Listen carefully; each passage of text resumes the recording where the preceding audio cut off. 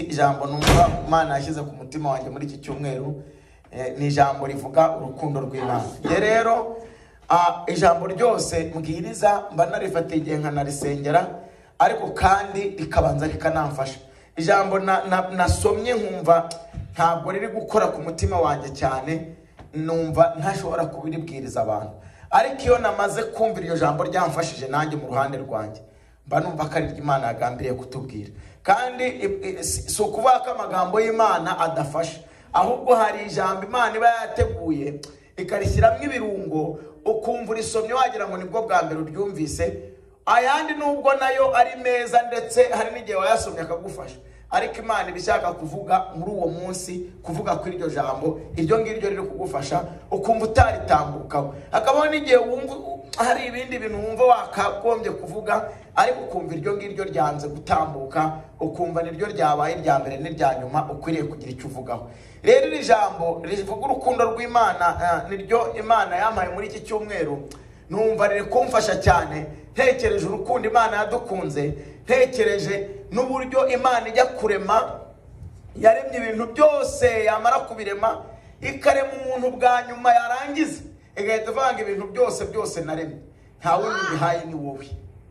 Imana yanga no kubyita amazina, iravanga ubwo butware n'ubushobozi bwo kwita izina ry'ibintu byose naremye ni wowe mbuhaye. Buriya mu bintu bya mbere bikomeye ku isi, wabyaye umwana ubundi ukajya kumva umugore aravuze ngo uyu mwana ngo reka ngo tuzahamagare kwa kanaka ngo uriya mugabo azaba ari uza kutwitira umwana izina, wahita ujya kumupimisha DNA, wakibaza ati iki kintu ibi bintu uyu mugore ari kumbwira ngo umugabo kwa kanaka bari uza kwita abana twabyaye amazina biva hehe, wabigiraho ikibazo ugatekereza impamvu bivuze. Ariko Imana yaremye ibintu byose, irabirema ibitereka hariya nyuma y'iminsi 5, irangije ku munsi wa gatandatu irema umuntu imurema agira ubwenge asanga isi yose yuzuyemo ibintu. Imana nta kintu na kimwe yigeze yita izina. Irangije iramubwira ati rero wa muntu wendemye ntugire ngo uri umuntu usanzwe, ahubwo ubu nanakuremye mu ishusho yanjye nguha n'ubwenge n'ibitekerezo. Imana iravuga ati niyo mpamvu ntabwo nzajya nguhitiramo ibyo ukora, ariko nzakubwira ibyiza kubwire n'ibibi udakeneye gukinisha, hanyuma amahitamo azaba yawe. Atari ko tukiri aho, ibintu byose biri aho nta kintu na kimwe gifite amazina, ni wowe ugomba kubyita amazina. Kandi nabiremye ku bwawe, ni ubutunzi bwawe, byose bibe mu biganza byawe. Imana ihita yegurira umuntu isi n'ibiyirimo byose. Urumva urwo rukundo Imana yakunze umuntu. Imana yagombaga kureba mu nyamaswa yaremye bwa mbere ikaba arizo ihereza ibyo bintu, ariko Imana irangiye iravuga ngo nubwo nkuremye bwa nyuma ibintu nkaba nabiremye mbere, ariko agaciro niwe nagahaye. Imana ngo yamuhumekeyemo umwuka mu mazuru, yashyizeho umunwa.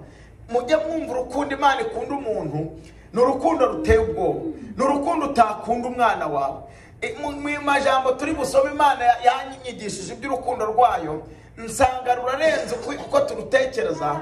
Imana yatanze urugero, ni ijambo turi busome muri Yesaya, iravuga ngo mbese ngo umugore mama w'umwana yamwibagirwa.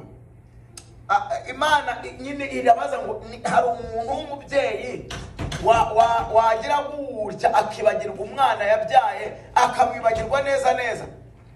Imana irangiza iravuga ngo umuntu we umubyeyi we arashobora kwibagirwa umwana wiwe, ariko arangiza aravuga ariko jyewe ngo ntabwo nabibagirwa. Imana yacu nishimwe ngo kuko kugira ngo ntazabibagirwa ngo niciye imanzi mu kiganza mbandikamo ku buryo nta wabisiba.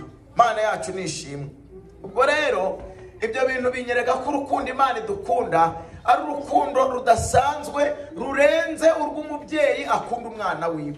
Kuba impamvu mbona urwo rukundo rw'Imana narutekerejeho rukansiga, ni ukuba Imana yarabanjiremo ibintu byose, irangije iravanga ibintu byose. Buriya kugira ngo n'umuntu aguhereze ikintu yakoreye yaruhiye, aguherezeho n'agace gatoya, biba byamuvuye ahantu hakomeye. Ujya abona ko iyo umuntu ngo aguhaye inka, burya ngo ubaye nk'aho uri ubaye shebuja, we ukaba ubaye uwo uyiguhaye abasobuja, wowe ukaba umubereye umugaragu. Ariko Imana yarafashe ibintu byose bituye isi iravuga ngo uwo muntu niwe mbihereje. Imana yacu nishimwe. Iyi Mana umuntu amaze gucumura ibura ukuntu yabigenza. Yarabatiye umuntu uko namuremye mukunze ndabigenza nte. Irangije iravuga ngo nubwo bimeze gutyo Satani ntugire ngo uratsinze, ntugire ngo uranesheje, uyu muntu namuremanye urukundo rukomeye, nzaza nje kumucungura kandi nzamucunguza amaraso yanjye. Imana yacu nishimwe. Imana irangije yohereza umwana wayo Yesu Kristo umwe rukumbi, aza ataje gutembera, aje gutamba igitambo cy'ibyaha abantu twakoze, kandi nawe ubwiwe ari we gitambo. Umwana w'Imana w'ikinege Yesu Kristo arabambwa ku musaraba ntiyabyanga, arihangana, arakubitwa, arasuzugurwa, anacungura n'abamubambye, ababarira n'abamuteye imisumari, ababarira n'abamugambaniye. Imana ibabarira abantu bose ititaye ku bugome bayikoreye. Hanyuma Imana Yesu Kristo azutse aravuga ngo nzanabohereza n'umufasha uzabana namwe, sinzabasiga mwenyine. Imana yacu nishimwe. Rero gusiza twari twavuze ibintu bigendanye n'amashimwe, tuvuga ngo mu kintu cya mbere tukwiye kujya dushima mu buzima bwacu, tukwiye kujya dushima Imana kubera igikorwa yakoze cyo kudukunda urukundo, ikatwoherereza Yesu Kristo kugira ngo aze acungure ubugingo. Yarangize kabanga ubwo bugingo nzabaha ni ubugingo buhoraho, nzabasubiza ibyanyu Satani yabambuye mu itangiriro. Ntabwo Imana yaremye umuntu ifite gahunda yo kwazapfa. Nta mushinga wo gupfa Imana yigeze igira mu byo yari yarateganije. Imana yabwiye umuntu ko nayubaha azabaho ubuziraherezo. Hanyuma umuntu Imana yaremye afata umwanzuro wo kumvira amajwi Satani yamuzaniye muri Edeni, amutandukanya n'Imana. Yumvira Satani kurusha uko yumviye Imana, ariko Imana iravuga ngo nubwo bimeze gutyo ntabwo nareka Satani atsinda. Uyu muntu nzamucunguza amaraso yanjye, nongere muhe ibyiringiro byo kubaho, nongere muremere isezerano rishyashya. Imana irangije irabikora kubera ko idukunda. Imana yohereje Yesu aje mu banyabyaha, nawe aravuga ngo ntabwo umurwayi ari we, ntabwo umuntu muzima ari we ujya gushaka dogiteri, ngo ahubwo umuntu urwaye niwe ujya gushaka muganga. Yesu rero yaje yadukunze urukundo tutarakizwa. Yesu adukunda urukundo tutarabatizwa. Yesu adukunda urukundo tutarasoma Bibiliya. Yesu adukunda urukundo tutaramubwirizwa ngo tumumenye. Aradukunda nta kintu abiduciriyeho. Arangije yohereza Yesu Kristo kugira ngo aducungure. Arangije aravuga ngo ntabwo nzabyishyura nubwo bihenze, sinzabyishyuza. Aka gakiza mbahaye sinzakagurisha. Umuntu wese uzanyizera, ntitaye ko nta bitambo yatambye, ntitaye ko nta maturo yatuye, uwo muntu nzamuha ubugingo kandi gupfa ntazongera gupfa. Yesu aravuga ngo n'abapfuye banyizera nabo nzabazura bongere babeho. Imana yacu nishimwe. Rero nagira ngo mbabwire yuko buriya bushize ejo twariho tureba akavideo, niba rejo bundi ku muntu uri usigaye nabonye yarabaye igitangaza muri no minsi kuri za social media. Umuntu uri kubwiriza abantu akavuga ngo wowe ngo haguruka, ngo nabonye ngo kwa kanaka ngo bariho ngo nabonye ngo uzapfa. Haraho yabwiye ngo mbonye ngo urupfu ruje, ngo haguruka rero ngo uzane amafaranga, ngo uzane amafaranga ya naya, ngo ukure urupfu mu muryango, Imana ihita igukiza. Nkibaza iyi Mana isigaye igurisha ineza yayo ibintu bihendutse nk'ibyo ngibyo, yarafashe ubugingo bwayo ikaza ikabutanga ku bwacu, itatwishyuje, ikahita iduhereza ubugingo nta mafaranga idusabye. Ni gute umuntu arwara ngo ni kugira ngo ukire ngo uzana amafaranga? Ngo nabonye ngo hari umuntu ngo uvuye ngo wikuza ngo miliyoni zingahe ngo zizane, ngo Imana iraguhanyisha. Izo nyinshi kuki itazi guhaye ngo ureke kuzisabiriza? Ngira ngo mbwire abantu munabimenye mwebwe mwese, nujya ahantu mu rusengero ugasanga umushinga bafite no kwiruga babwira abantu ngo muzane amafaranga, ngo muzanire. Nushaka uzahita usohoka ugenda ujye usengera iwawe mu rugo, usome Bibiliya, cyangwa se usigara wumva ijambo ry'Imana kuri YouTube wishitiyemo nabo bari kubwira. Ntabwo Imana yishyuza. Nasomye ijambo ry'Imana rihora rimfasha muri no minsi, riri muri Yesaya igice cya mbere. Yesu ndubara umurongo wa 13 kugeza ku murongo wa 16. Imana iri kwirukana abantu mu rusengero ibabwi, kandi baraturaga, urumva babaye abanyabyaha ariko basigarana ikintu kimwe, bakomeza guterana mu nzu y'Imana, bakomeza gutanga icya-10, bakomeza gutanga amaturo, bakomeza gutamba ibitambo. Imana irazibwira Yesaya ati genda umbwire bari abapagani bari muri rusengero, ubabwire ngo ibyo bitambo mutamba bisigaye binukira ayo maturo mutanga, sinkiyashima ibyo bya-10 mutanga, sinkibinezererwa, musubirane ibyanyu, ntimuzongere no kuza kuntura, ntabwo amaturo yanyu nyakeneye. Ibwira n'umugabo bitamika ngo nta kintu watanga na kimwe mu nzu y'Imana ngo gicungure ubugingo bwawe. Imana ntishaka amaturo, ntishaka n'ibitambo, ishaka umuntu ufite umutima uciye bugufi, uhindishwa umushyitsi n'ijambo ryayo. Imana yacu ngo kandi ukunda kubabarira. Imana yacu nishimwe cyane. Ndagira ngo mbabwire ko Imana nta mafaranga ikeneye. Mu ijuru nta currency zibayo, mu ijuru nta mafaranga akorayo, mu ijuru nta kiguzi kihaba cy'ibintu bihatuye. Imana ibintu byose yaremye yabiduhereye ubuntu, nta kiguzi dusabye. Ikintu yadusabye gusa ni ukuyizera. Imana yacu nishimwe. Aya mafaranga ni ibintu dukoresha hano kugira ngo tubeho, ariko Imana ntabwo ikeneye amafaranga. Nta n'umuntu yishyuza, nta n'ivuga ubutumwa ry'amafaranga yigeze ibwiriza. Na Yesu ari hano ku isi nta hantu yigeze ajya kubwiriza abantu ngo muzane amafaranga, habe na hamwe. Baba ba Petero, baba ba Yohana, ahubwo batangaga ibyabo. Muzi ko hari aho tubona ba Petero bakoze ikimina cyo kurya barya amafaranga yabo, bahereye kukomeye kugeza kuworoheje. Rero nagira ngo mbabwire ngo urukundo Imana idukunda ntabwo ari urukundo twishyura, nta nubwo yadukunze ari uko hari icyo dufite. Yadukunze ntacyo dufite, n'ubugingo tutakibugira bwarapfuye. Imana ifata umwanzuro wo kudukunda urukundo kugira ngo izituzure. Irabanza itanga Yesu arapfa ku bwacu, imuzuye ihita imuzurana nawe, irangije irabango imuzurana natwe, irangije irabango ubwo itatwimye uyu mwana wayo w'ikinege umwe, izabura gute kumuduhana n'ibindi byose. Imana yacu nishimwe. Nagira ngo mbabwire ko mu bintu Imana ikeneye ku buzima bwacu nta mafaranga ikeneye. Imana ntikeneye amaturo, Imana ntikeneye icya-10, Imana ntikeneye amashimwe y'amafaranga. Ikeneye umuntu yishima bimuvuye ku mutima, yizeye ibyo Imana yakoze ko ariyo yabikoze, akashima Imana akavuga ngo Mana ni ukuri ibyo wakoze narabibonye kandi umutima wanjye urabyishimiye. Imana yacu nishimwe. Nagira ngo mbabwire rero urukundo Imana idukunda nta hantu ruhuriye n'ibyo twakoze. Imana yacu nishimwe. Imana yadukunze nta kintu turakora. Imana idukunda tutaranayimenya. Imana idukunda tutaragira ikintu na kimwe twakoze. Iradukunda gusa, irangije ifata agakiza gahenze mw'abantu mwe. Niba hari ikintu gihenze ku isi abantu batazi, ni agakiza. Imana yacu nishimwe. Aka gakiza niko kazaduhesha amasezerano Adamu yaremanywe yo kubaho ubuziraherezo adapfa.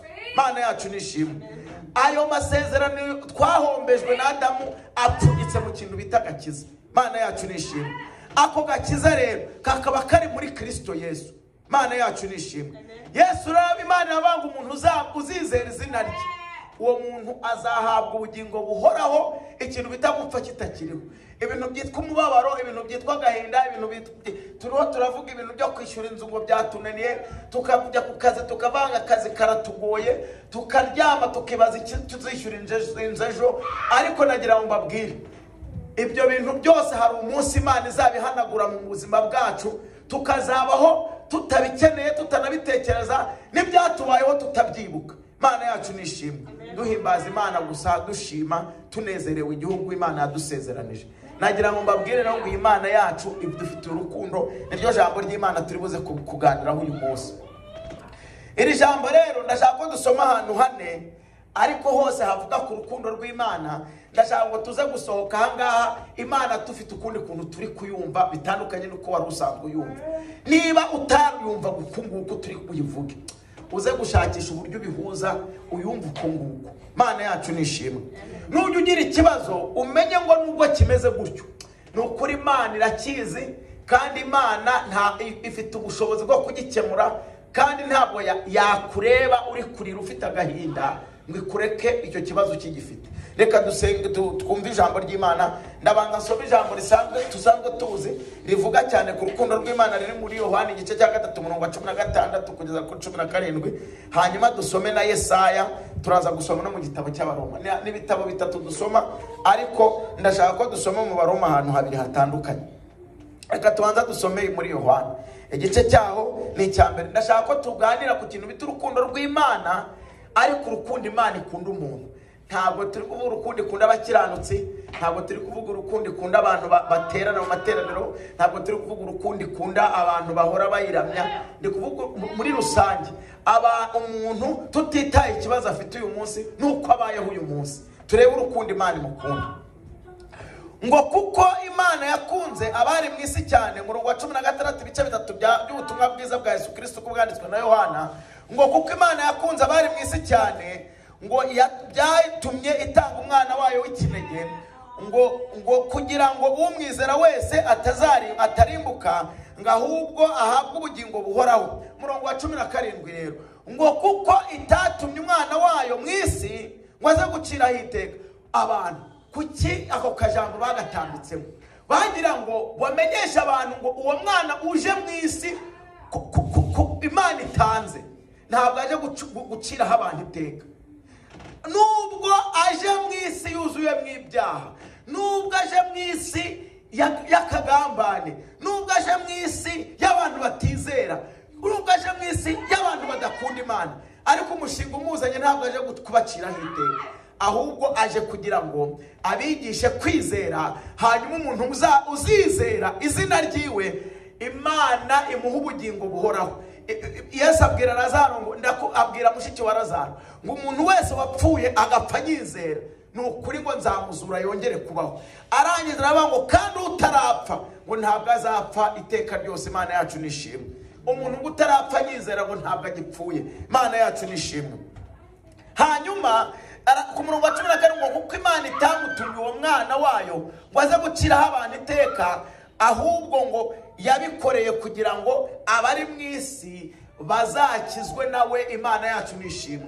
Nagira ngo nkubwire, umuntu wese ugihumeka, ntitaye ibibazo afite, ntitaye ku buhamya bamubwira nawe afite yiyiziho, igihe cyose ugihumeka urukundo rw'Imana ruracyakuriho. Imana yacu nishimwe.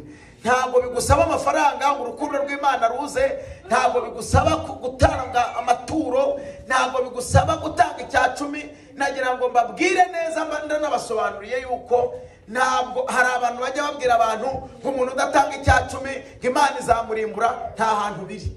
Na Yesu ubwe ntacyo yatanze, kandi Yesu ikintu cyamuzanye yaravuze ngo tugere ikirenge mu cya Kristo.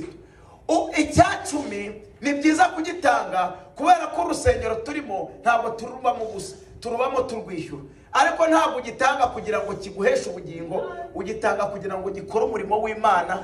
N'abatangaga icyacumi, Imana yashyizeho itegeko ry'icyacumi. Nagira ngo mbasobanurire impamvu yarishyizeho.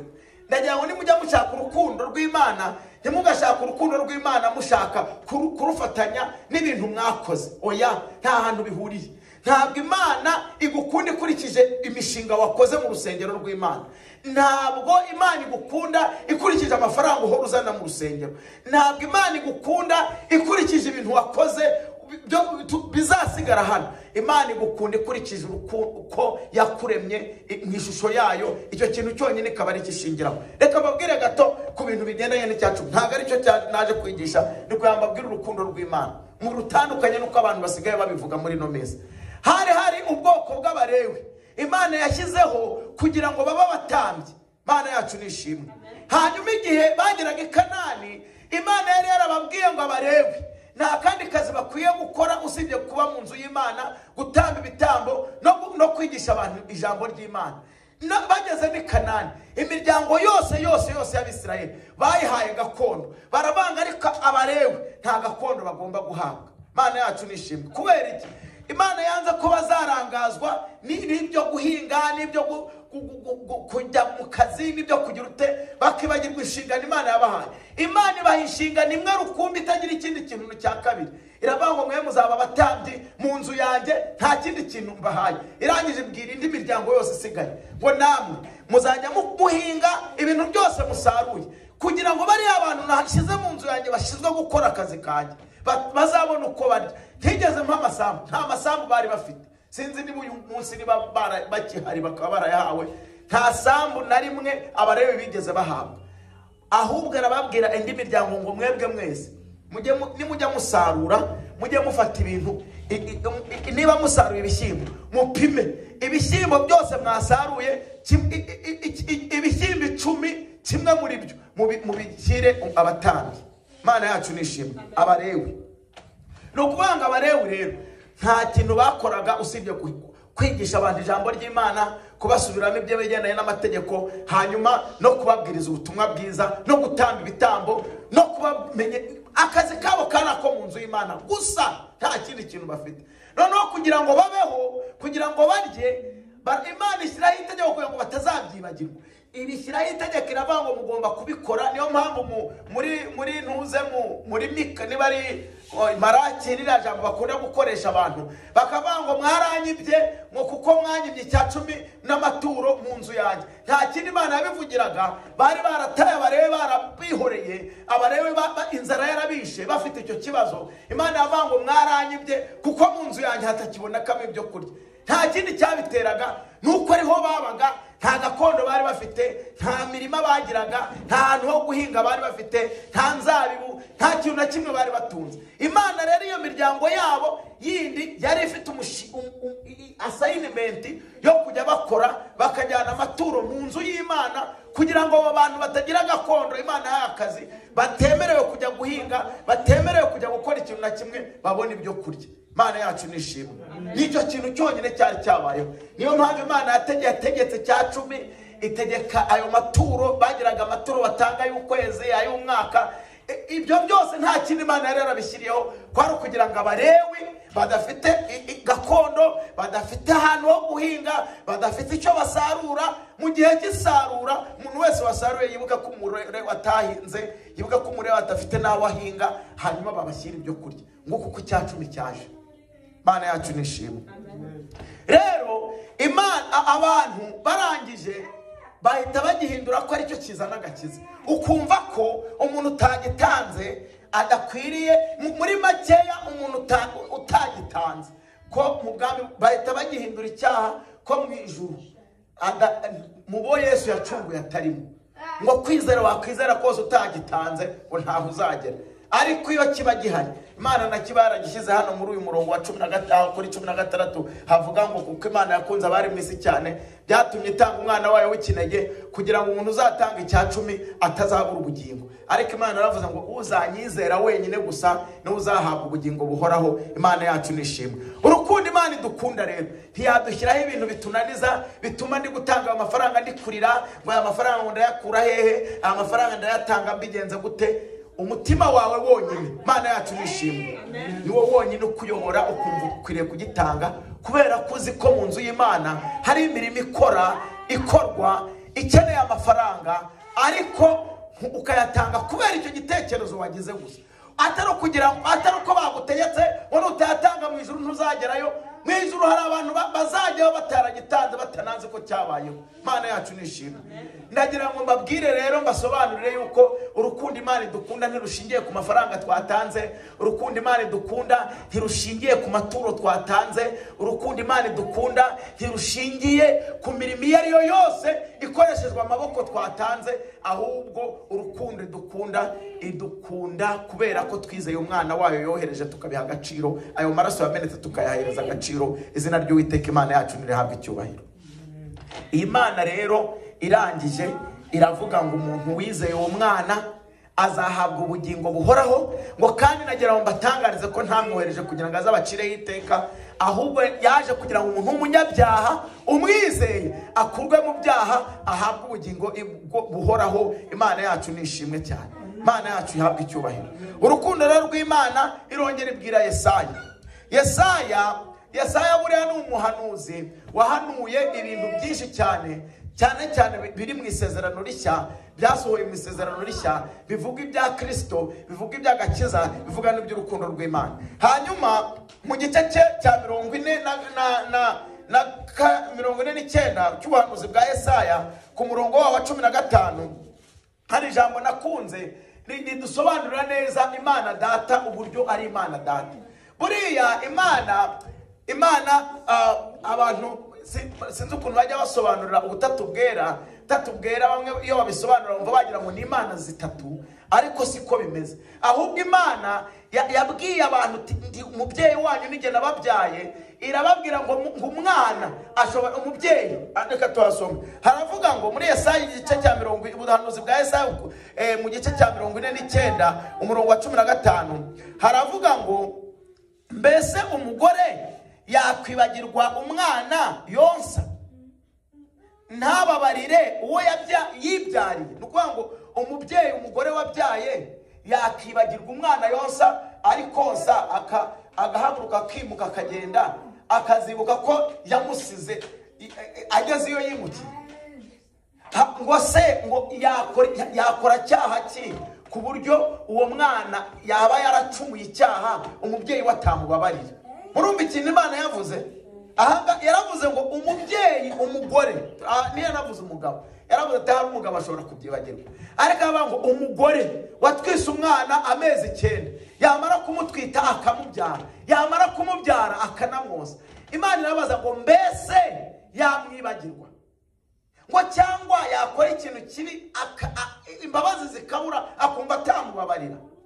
Ndikumva wagira ngo ndibihuze na rya jambo batubwiye riri mu Baheburayo ibice 12. Badusomeye Abaheburayo ibice 12 umurongo ndibaza ari wa 6.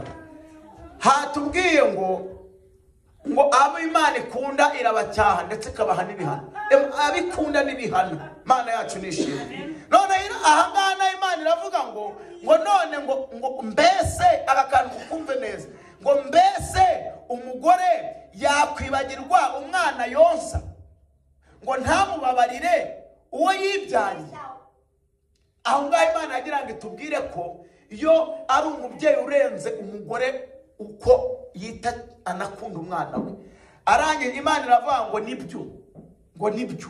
Imana niko yese bwira yabwiye Yesaya ngo icyakora ngo bo babasha kwibagirwa. Nukuvuga ngo umugore sinubwa nyine Imana ibyo yavuze biranabaho. Haravuga ngo nubwo umugore byagorana kwanga uzabona umugore wanze umwana yonkeje cyangwa akaba yaramukoreye ikintu akumva atamubabarira. Imana yaravuze ngo ntibyoroshye, ariko irangira abantu, ariko hari n'ababikora. Birashoboka ko umugore yabyara umwana akanamwosa akanamwibagirwa ntanamubabarire, ariko arangiza abantu, ariko ngewe ndi umubyeyi utameze gutyo. Imana yacu nishimye, ntabwo ndi umubyeyi umeze nk'uwo nguwo. Iravuga ngo ngewe ngo ntabwo, ariko ngewe siko sinzakwibagirwa. Imana iravuga ngo nubwo bimeze gutyo, nubwo umubyeyi we bishoboka ko ashobora kwibagirwa umwana yonkeje ndetse akaba yakwanga no kumuha imbabazi. Murumva icyo Imana ashaka kubwira Abisirayeli? Yaravuze ngo umubyeyi wabyaye umwana wiwe yabanje bishyira mu kibazo ngo mbese umugore yakibagirwa umwana yonkeje cyangwa uwo mwana yamucumuraho yaza kumusaba imbabazi ntamubabarire? Imana irangije ibwira Yesaya ngo nubwo nyikubajije yenda ukaba byagorana kubona umugore umeze gutyo, umugore wakanga umwana we cyangwa akamwibagirwa. Aravuga ngo ndabizi ko hari abantu bameze gutyo, ushobora kubyara umwana ukamwibagirwa, yanagusaba n'imbabazi ntumubabarire. Ngo abantu bashobora kubaho bameze gutyo.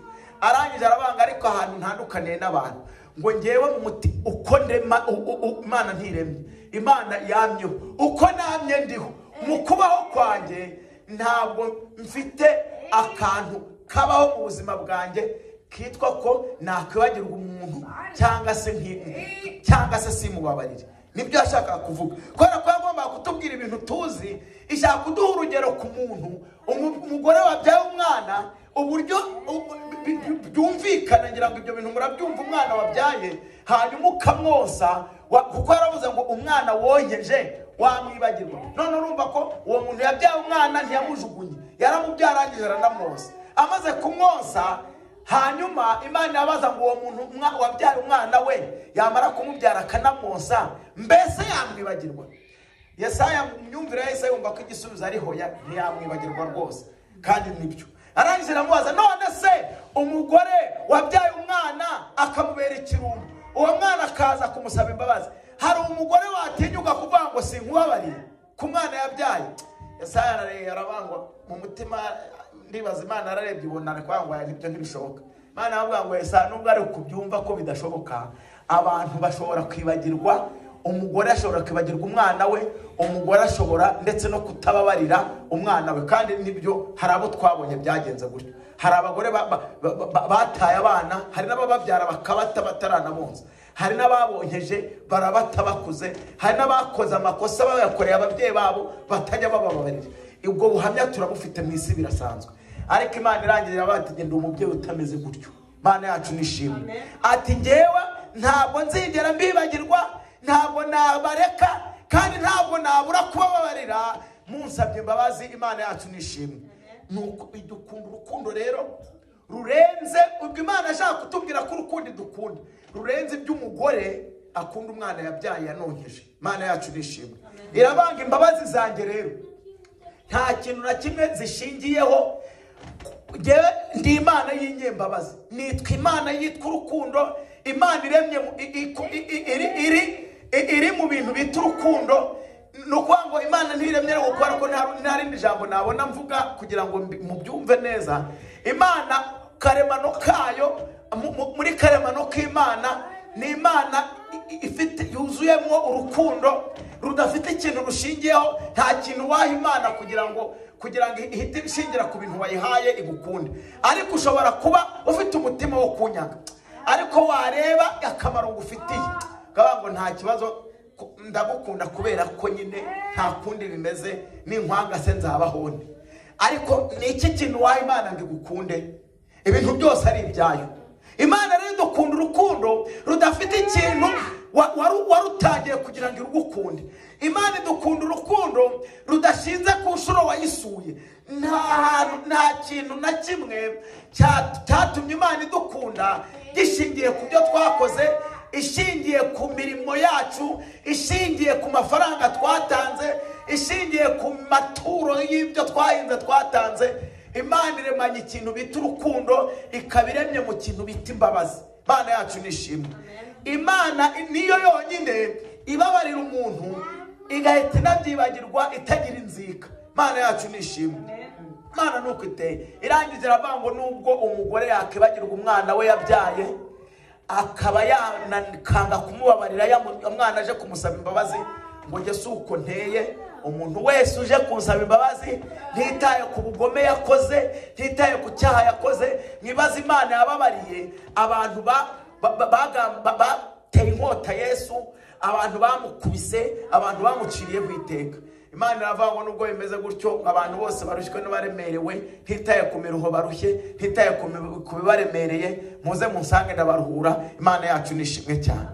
Imana itashyizeho kondisiyo, itavuze ngo bari abangambanire, umuntu wese ugihumeka wese uzaza akansaba imbabazi, Imana ni inyembabazi muri ubwo buryo ihita izimuhereza. Nuko iteye.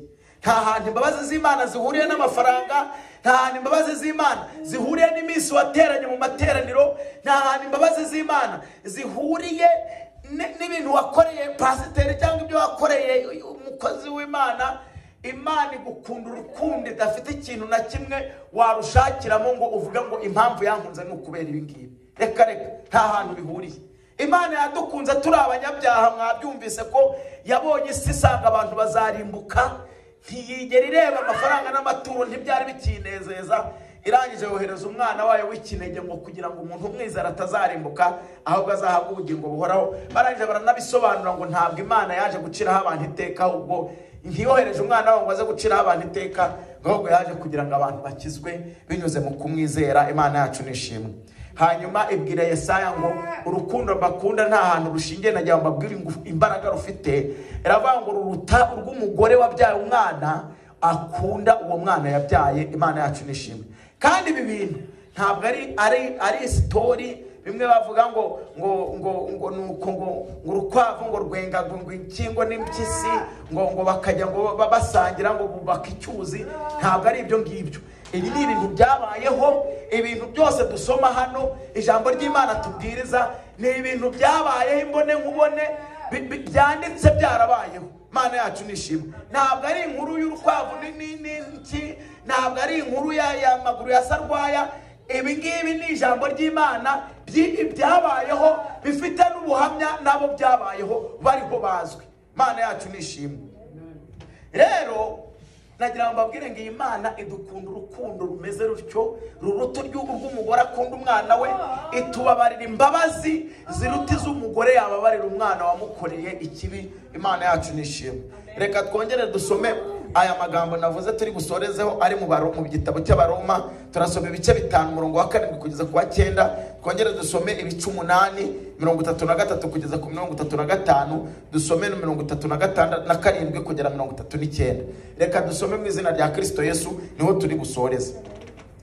Ahangaha hari ijambo Paulo yandikiye Abaroma, aravuga ngo ku murongo wa 7 ibice 5, Abaroma ibice 5 umurongo wa 7 kugeza ku wa 9, haravuga ngo birakomeye kugira ngo umuntu apfire umukiranutsi. Aka kantu mukumve ibintu Imana yagiye igereranya urukundo rwayo ukuntu rumeze.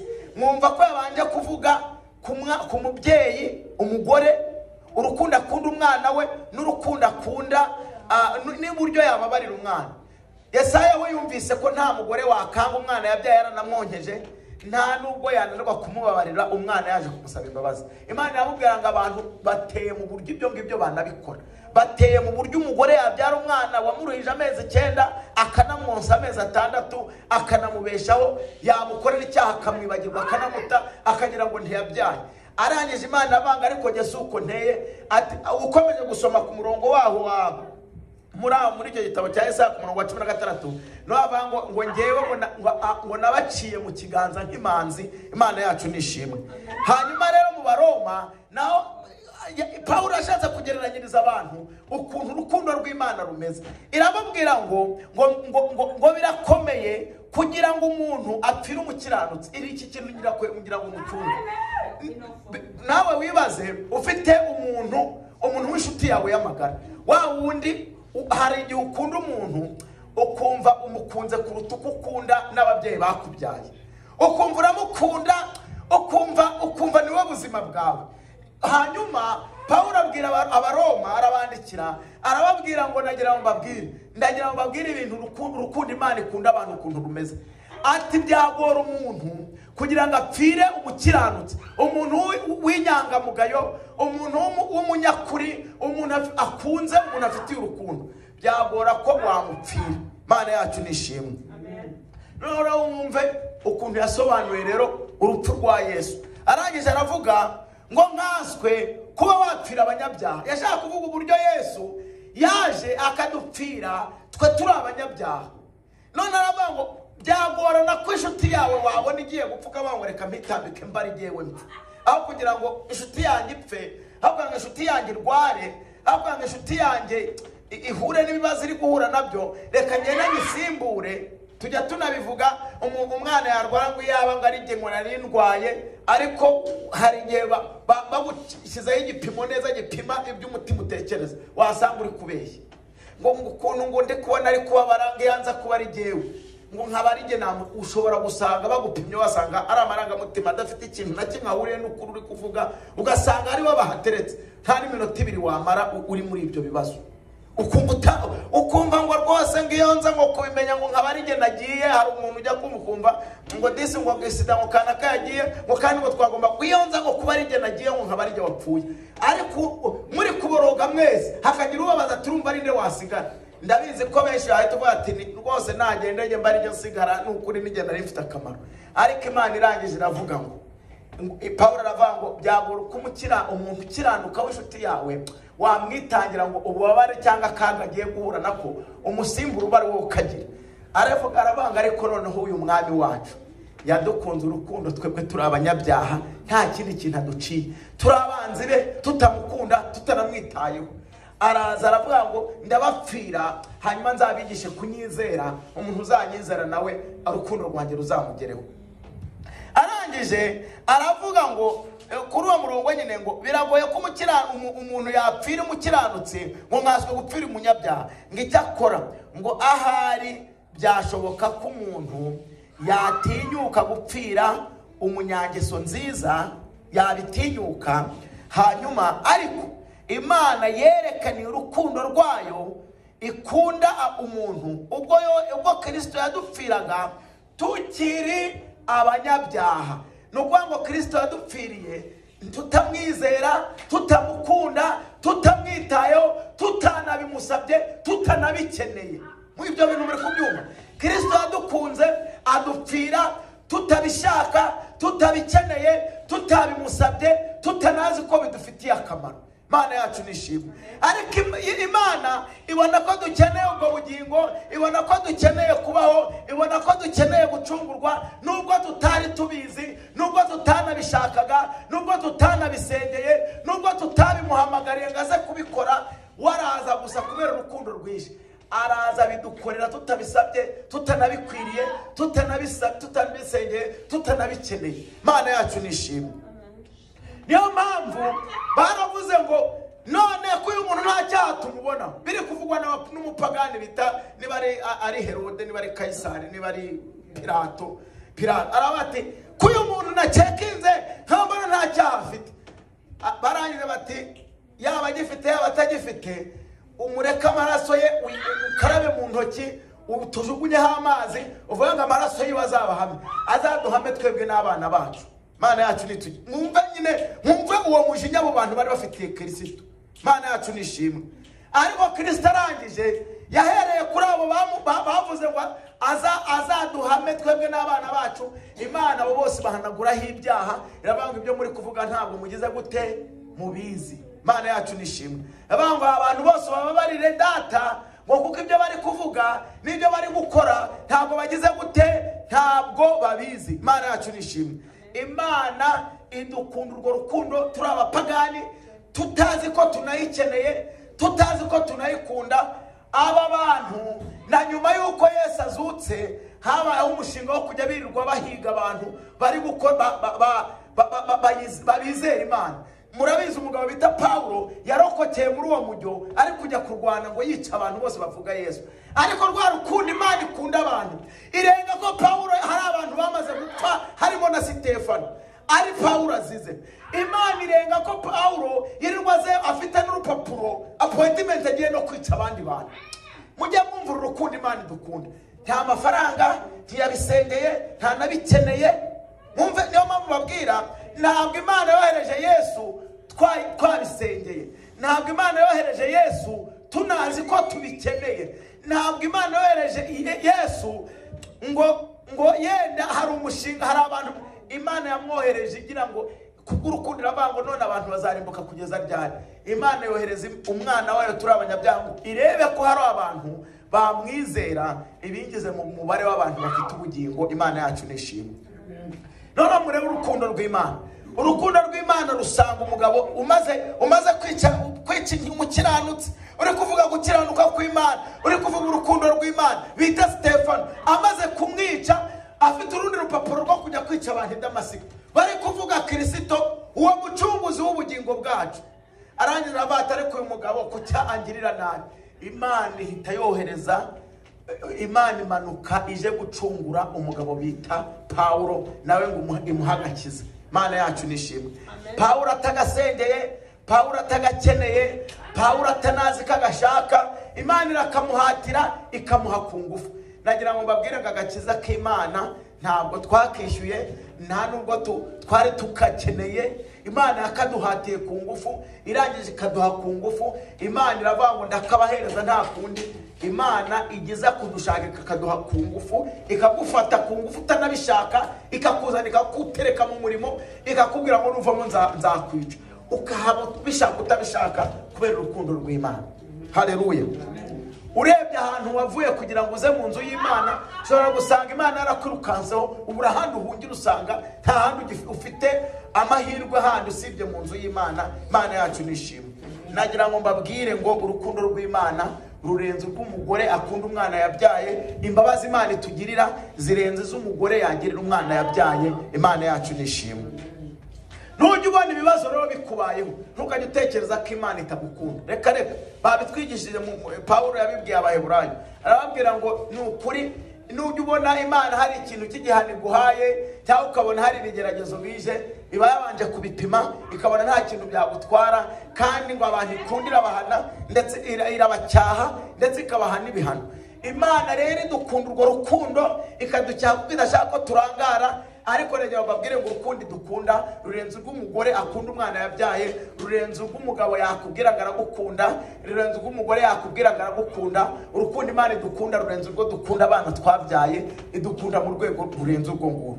Noneho barakomeza rero abwira Abaroma ngo Kristo yadukunze tukiri abanyabyaha, ku murongo wa 6 ngo nkaswe none ubwo tumaze gutsindishirizwa n'amaraso ye ntituzarushirizwaho gukizwa umujinya w'Imana, nawe Imana yacu nishimwe. Noneho nagira ngo mwumve agahebuzo, mwumve ko ngo mujye mufata urukundo rw'Imana murukurure mu rwizanire. Ibaze ko none Imana yo yaje kudushaka ituzanira urwo rukundo tutarukeneye, tutarusengeye, tutanazi ko tunabikeneye ko kubikwirwaho nta nubwo agakiza tugakwiriye. Imana yo yararebye ibona turagakwirira kaduha, ariko karahenze, igashyira kuri 0 nta kiguzi biduciye.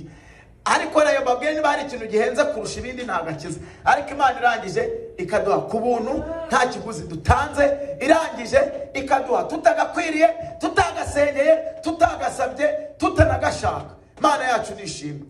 Irangije ku murongo ngo nkaswe noneho uyu munsi. None rero reka nze mbabaza urwo rukundo Imana yadukunze tutayizi, tutarabatezwa, tutarasenga, tutarasoma Bibiliya, tutanayikeneye, tutanabisengeye, tutanabisabye, tugiruka tuvuze induru ngo nabambwe. Imana ikaza ikaducungura tukiri kuvuga ngo bambwe nibo mubambe ngo bizatubaho n'abana bacu. Imana ikigenda ikaducungura ku musaraba ikitamba igitambo. None rero uyu munsi ngo twamaze kuyimenya, uyu munsi ufite Bibiliya. Imana yacu nishimwe. Uyu munsi waje hano kumva ijambo ry'Imana, ujye usenga ukayibwira ngo Mana nuhabwe icyubahiro, ujye uyishima. Hanyuma Pawulo avuga ngo none uyu munsi ho noneho ko byibura ushobora no guhagarara mu bantu ukavuga ngo Imana hari icyo yakoze, Imana ikanezerwa. Urumva urukundo gukunda noneho uyu munsi rungana iki? Imana yacu nishimwe. None Imana yaravuze ngo umugore yakibagirwa umwana we, ariko Imana yo ntiyakwibagirwa. Imana itarakwibagiwe utarayimenya, none uyu munsi irakuzi, wumva yakwibagirwa uti? Imana yacu nishimwe. Nagira ngo mubwire ngo nujya ubona ibibazo byaje ujye uhita wibukira ijambo ngo Imana yavuze yuko idukunda kurusha uko umubyeyi akunda iki? Umwana wiwe. Kandi yatubabarira kurusha uko umubyeyi ababarira iki? Umwana we. Hanyuma uhita uvuga ngo none uyu munsi nubwo nakuguye mu cyaha, ariko nzi ko Imana iri inyembabazi, yatubabariye tutaragira gute, tutarasaba imbabazi, tutanazi ko imbabazi dukwiriye kuzisaba. Babaza Pawulo ati kuki undenganya? Yaravuze ati wowe umbwira ko nkurenganya nkandi. Bati ni Kristo se ko tuzi ko ahubwo ari wowe ndi kurwanya ubundi juti. Urumva? Imana ati rero naje uyu munsi kugira ngo uhagakize. Imana yadukunze tumeze gutyo. Imana yacu nishimwe. Tutayikeneye, tutanabisengeye, tutanayikunda, ariko Imana iraza iduhagakiza. Pawulo arangije arababwira ngo noneho mwibaze, Imana yabakunze mutaramenya gusoma Bibiliya, ikabakunda mutaramenya gushima, ikabakunda mutarabatizwa, ikabakunda mutazi ikintu na kimwe cyerekeranye n'Imana. Ngo none uyu munsi mwagize gute? Mwarayimenye. Ngo none uyu munsi ufite Bibiliya mu nzu yawe, ujye uyisoma. Niyo utayifite wumva mu mutima wawe harimo inyota yo kujya ahantu bari gusoma Bibiliya ngo wumve ijambo ry'Imana. Hita wishyira muri icyo kigerero wumve iyo Mana yagukunze utayizi, ikagukunda utarayisenga, ikagukunda utarayivuga, ikagukunda utanazi ko ibiri kukuba hari ibikora. None uyu munsi wamaze kumenya urukundo rw'Imana, wamaze kumenya kubeshejweho na uyo, wibutse ko cyagihe burya itahaba uba warahaguye. Arangiza arabaza ati none mwemwirwa mwiganyira iyo Mana yabakunze mutaragira ikintu na kimwe cyayo mumenye. Uyu munsi mwamaze kumenya urukundo rwa Kristo, uyu munsi mwamaze kumenya agakiza k'Imana, uyu munsi mwamaze kumenya uburyo yaducunguje amaraso yayo. Ni gute mukivuga ngo mufite ibibazo kandi Imana ikemura byo bingahe? Byose. Imana yacu nishimwe. Amen. Rero nagira ngo nimujya mwumva urukundo rw'Imana murumenye ngo ikintu cya mbere mujya mumenya ngo iyi Mana idukunda urukundo rurenze urw'umugore akunda umwana we, niko twasomye muri Yesaya. Hanyuma mwongere mwibuke ngo n'imbabazi ifite. ngo ifite imbabazi ziruta iz'umugore yababarira umwana yagize gute yabyaye. Hanyuma Pawulo arangije arabikabiriza aravuga ngo kugira ngo umuntu aba yanacungura umukiranutsi biragoye, ngo icyakoze hari igihe umuntu w'umunyamutima ukomeye ashobora kugera ku rwego bajya banabikora, akagera ku rwego yumva yakitangira umuntu. Ujya ubona ko hari umuntu bavuga ngo yarwaye impyiko, ukabona umuntu aravuze ngo nimukuremo iyanjye muyime. Abo barabikora abantu. Amen. Kandi muri uko kuyikuramo bashobora kuyigukuramo wowe ugasigara upfuye, wawe undi akabaho, cyangwa mwese mugapfa. We wari wagiye uri muzima nta kibazo ufite, muri process yo gukuramo ya mpyiko ukabigenderamo. Abantu bajya babikora. Hari n'abapfa nubwo ntabizi, nta buhamya bwabyo mfite, ariko ntabuze umuntu wapfuye ari gutanga impyiko yagombaga gusevinga undi bundi. Bibaho. Mana yacu nitugire neza.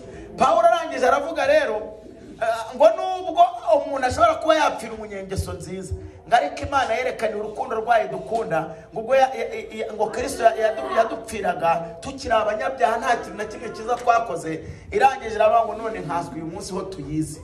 Mana yacu nishimwe. Uyu munsi byibura urazi ko niyo ukoze icyaha byababaje Imana, ariko hari igihe wakoraga ibyaha utanabyitayeho iby'Imana. N'uyu munsi hari abantu benshi bakora ibyaha wanababwira iby'Imana bakanayituka nayo. None wowe ubu wasobanukiye Imana, niyo ukoze icyaha umutima uragusimbuka ati noneho ubu ndajya hehe. Rangira batero no ibibazo urukundo Imana igukunda uyu munsi, ubwo ukibasha no gufata Bibiliya, ukibasha no kubukiza mu materaniro, ugigitora indirimbo. Buriya kuramya Imana n'ibisaba ibyo twavuze. Wari uzi ko no kuba mama byefe kera tugishakana yari umuntu wari ufite liste y'ibiririmbo by'isi, by'abari abatanzania, by'aba Rikibana, bande ba Diamond, ari byacuranga gusa.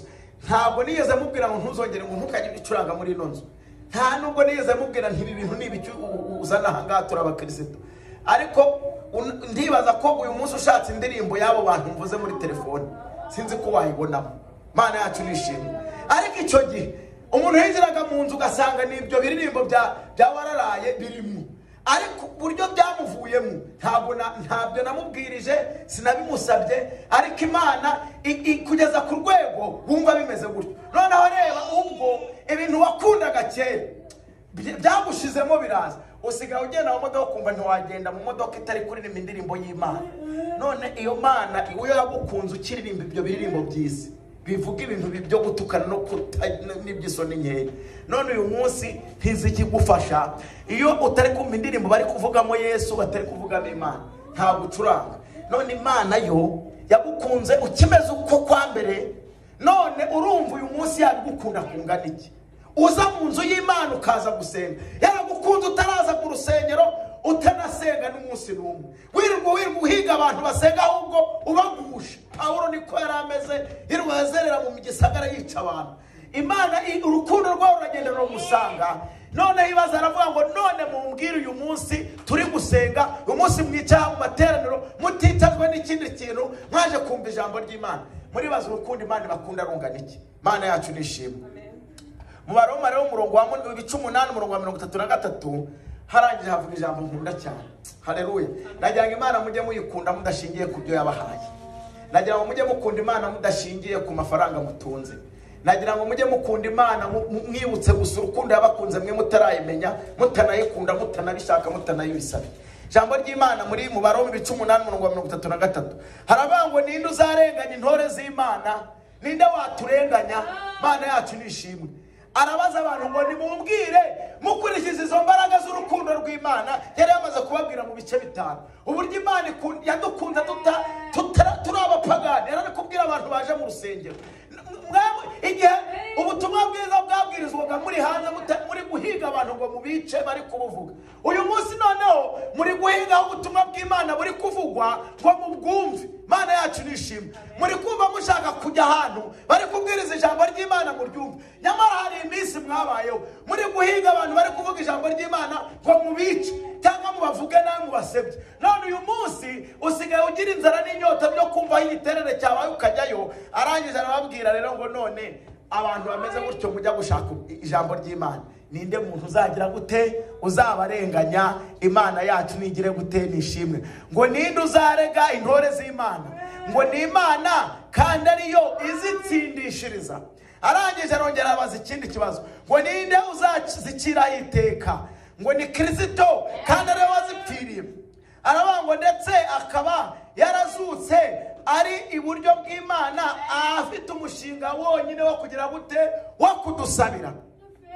Arangije ku murongo wa 35 ngo ninde wadutandukanya n'urukundo rwa Kristo? Ngo mbese ni amakuba cyangwa ni ibyago, ni ukurenganwa cyangwa ni inzara, ni kwambara ubusa cyangwa ni ukuba mu kaga cyangwa ni inkota. Arangije ku murongo wa 37 aravuga ngo oya, ahubwo ngo muri ibyo byose turushaho kunesha, turushirizwaho kunesha ngo n'uwadukunze. Ku murongo wa 38 ngo kuko menye neza yuko naho rwaba urupfu cyangwa ubugingo cyangwa abamarayika cyangwa abategeka cyangwa ibiriho cyangwa ibizaza cyangwa ibifite ubushobozi cyangwa uburebure bw'igihagararo cyangwa uburebure bw'ikijyepfo cyangwa ikindi cyaremwe cyose bitabasha kudutandukanya n'urukundo rw'Imana ruri muri Kristo Yesu Kristo wacu. Imana yacu ni habwe icyubahiro. Nagira ngo mbabwire ibibazo byose dufite, umuririmbyi yaravuze ngo imibabaro yanjye yose ni kwa Yeze, ahindura iyo mibabaro ngwanezeze. Imana ishimwe kuko yumva amasengesho. Imana ishimwe cyane. Nagira ngo mbabwire ngo imibabaro yose Uwiteka Imana agize ate arayizi, kandi ibibazo byose ufite Imana izabikusanyiriza hamwe ibizanye n'umunezero. Nagira ngo mbabwire ngo Imana ishimwe kuko yumva amasengesho. Haleluya. Imana yadukunze tutarayimenya. Nagira ngo mbabwire ko uyu munsi dukunda kurushaho kuko tuyishaka. Imana yacu nishimwe. Ibibazo wagize yagukemuriye utarayimenya, uyu munsi yabikemura kurushaho. Amen. Mujye munyizera uko kuntu ugera mu bibazo. Umuririmbyi ngo nibugeze mu magorwa wizere wizere. Nagira ngo mbabwire Imana izabitunganya niba wizere. Ngo niba wizeye ihoraho izabigufashamo, izakora ibitangaza niba wizeye. Haleluya. Tugiye guhaguruka dusenga. Tugiye gusenga Imana tuyibwire ngo nukuri twamaze kumenya ko dukunda, nubwo twajyaga tubona ibibazo bije tukibaza ngo se tuzabivamo gute. Nukuri Imana irabizi, kandi mu kintu Imana icyayinaniye ni ukubeshya gusa. Ntabwo Imana yananirwa kugukiza ibibazo ufite, kuko nta kibazo ufite kinini kiruta icyo yakemuriye abandi. Ibibazo byose ufite ni bitoya kuruta ibyo abandi bakemuriye. Kandi Imana idukunda urukundo rurenze uko gukunda umwana wawe. Imbabazi dufite zirenze izo ibabarira abantu, umubyeyi ababarira umwana we. Tugiye gusenga Imana twizeye. Ubwire ibibazo ufite, ubwire ngo namaze kumenya yuko Imana inkunda. Uhita ubwira umutima wawe ngo nda amahoro. Imana yacu nishimwe. Utitaye ku mbaraga bifite n'ababihagaze hejuru, utitaye ku bushobozi bafite n'ibyo bagutejeho ubwo, ubwire icyo kibazo ufite ngo namaze kumenya ko urukundo Imana inkunda rurenze urw'umubyeyi akunda umwana wiwe. Kandi iyi Imana nkorera niyo ifite urufunguzo rw'ibibazo byose, itegeka aboroheje n'abakomeye bo mu isi n'abari mu ijuru. Ifite ubutware n'ubushobozi bwo gutegeka ibikwica hejuru bigahaguruka bikagenda. Ntuzongere no kumenya yuko byabayeho. Reka dusenge Imana. Turagushimiye Mwami wacu Yesu, tuguhimbarije urukundo wadukunze tutarakumenya Mana. Ntabwo wadukunze kuko twari twatanze amaturo menshi, ntabwo wadukunze kuko twari twatanze ibitambo. Ndetse umuhanuzi Mika yaravuze ngo nubwo natanga umwana wanjye w'imfura ku cyaha kimwe gusa ngo ntabwo byambera Uwiteka Imana isumba byose ngo ntabwo byakuraho icyo cyaha. Ariko Uwiteka